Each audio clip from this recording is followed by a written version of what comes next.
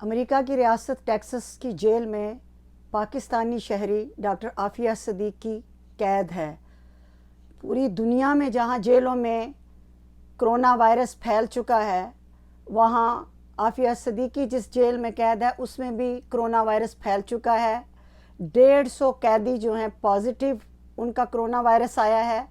ایک قیدی خاتون باہر رہا ہو کے آئی ہے، اس نے بتایا ہے کہ وہ خوش نصیب ہے جو رہا ہو گئی ہے، اور اس نے یہ بھی بتایا ہے کہ اسی جیل میں ایک خاتون کی کرونا سے ڈیتھ بھی ہو چکی ہے۔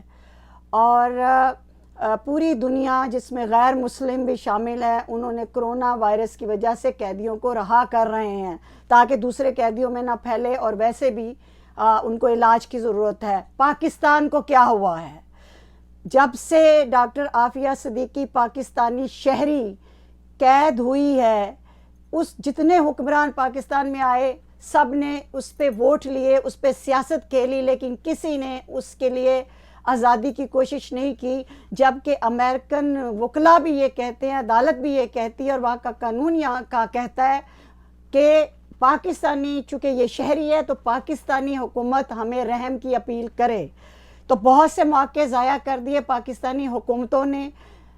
قیدیوں کے تبادلے ہو سکتے تھے، ہیومن رائٹس کی بیس پہ اس کو آزاد کرایا جا سکتا تھا، اور اب بھی اس کو کرونا وائرس پہ رول پہ اس کو نکلوایا جا سکتا ہے، اور یہ آخری چانس ہے۔ یہ ہڈیوں کا پنجر خدا نخواستہ جیل کے اندر مر گیا تو جو سبکی تو ہوگی پاکستان کی دنیا میں۔